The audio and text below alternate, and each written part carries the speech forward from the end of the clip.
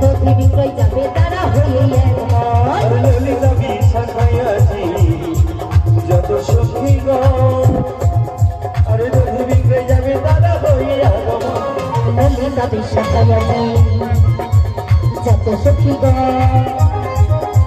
দধি বিক্রয় যাবে তারা হয়ে একমত। ললিতা বিশ্বাস এসেছে সবাই একত্রিত হয়ে শ্যাম দর্শনে যাবে বলে। সখী